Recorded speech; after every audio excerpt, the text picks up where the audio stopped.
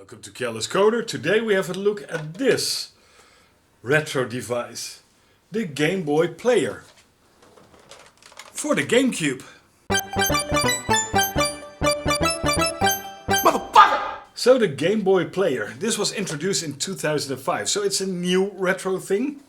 And the cool thing about it is you can insert your Game Boy Advance games and even your Game Boy games and play them on your TV with your GameCube controller or even with your Game Boy Advance as a controller with a special cable. Now these are very expensive. They go for around 150 euros, something that I was not willing to pay for it. But that is with their DVD. Now the device itself is relatively inexpensive, between 50 to 70 euros when you're lucky. But it's the disc that really is where the value is. So I bought this one without the disc because I don't need the disc. Because if you remember, we modded this one with the Pico boot. And the Pico boot allows you to run the Game Boy interface. Now the Game Boy interface is basically the same software that was on the DVD, but then highly optimized. The homebrew scene took it from a meh experience to whoa, this is a great experience. The DVD version, the Game Boy player, was very fuzzy, had a lot of input latency lag, and with the Game Boy interface that is completely gone. So I was actually interested in buying this because I love the Game Boy Advance. I play it a lot, but I only have this one. This is the Easy Flash cartridge, which basically allows you to put on the homebrews and your backed up games and play them. And I was curious whether this works. And otherwise I still had a couple of Game Boy games like Tetris, which was turned into color, 4 colors with this thing. So let's jump in, let's attach it to the Game Boy. Let's put the Game Boy interface software on the SD card and see what happens. And yes, the Game Boy interface also works on the Kunai GC, which I did a video on, which is still in post. So you can also use it with that mod when you decide to use the Kunai. But I would stick with the Pico boot, a lot cheaper. So let's attach it. So it's as simple as turning it over, making sure those screws are loose, sticking it in, and just fasten these screws. Right. Now the weird thing about this is, if you look at the game, this is the logo, the Easy Flash logo. It basically goes with the logo down. And this is that special port that you can buy a cable for, that you connect to your Game Boy Advance, that you can use your Game Boy Advance as a controller.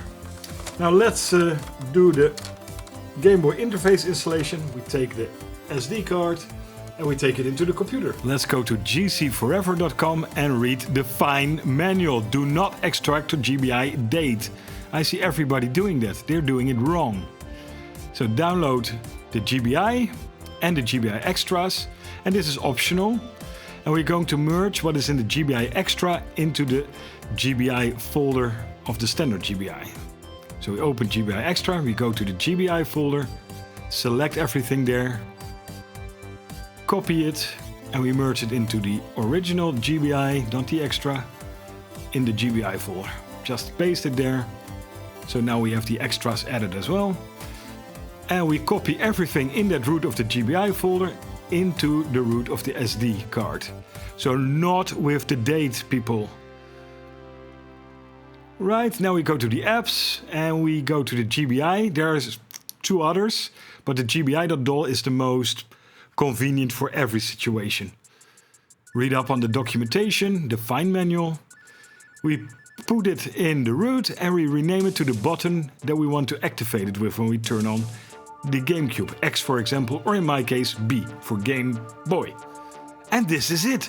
This is how simple it is.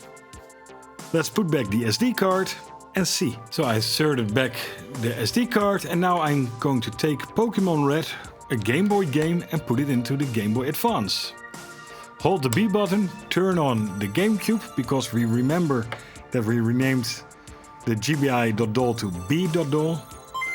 And there you go, it's building up a Game Boy. And most importantly, it will actually colorize it.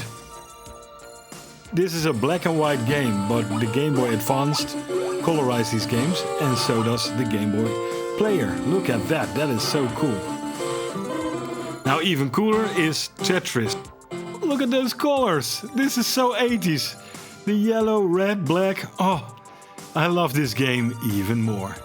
And this is truly one of my all-time favorite games. Alexei, thank you. Oh my god, and look at that. Yeah, I'm not currently playing it very convincingly because I have a camera in my hands and a joystick. But yeah, it works, cool. But now the big question.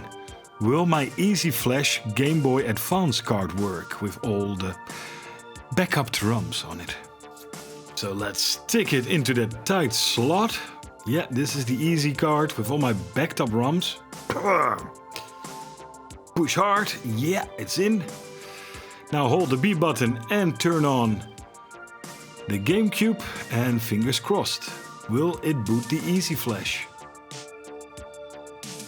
And there it goes. Oh yes. Awesome. Easy Flash, yeah, it's working. Now you see on the top the offset and the zoom. You can actually offset the image and change the zoom. These are all the extensions of the Game Boy interface. That is really cool. Now just let's start one, and I know that it works because I've been playing the Game Boy Advance now for a week every night for about an hour. So yeah, look at that. This is absolutely awesome. And that little noise that you saw on the screen, that was actually my cable. I changed my cable for a better cable. Every now and then you need to upgrade your cable. So there you have it. The Game Boy player with the Game Boy interface software. It's a brilliant combination. And like I said, if you buy this Game Boy player with the DVD, it costs you easily €150. Not worth it in my opinion. Because that DVD is worth its weight in gold. So just buy one without the DVD for around 50 to 70 euros when you're lucky. And attach that. Put in a Pico boot or a Kunai GC. It also works on the Kunai GC. I will do a video of modding another one with the Kunai GC.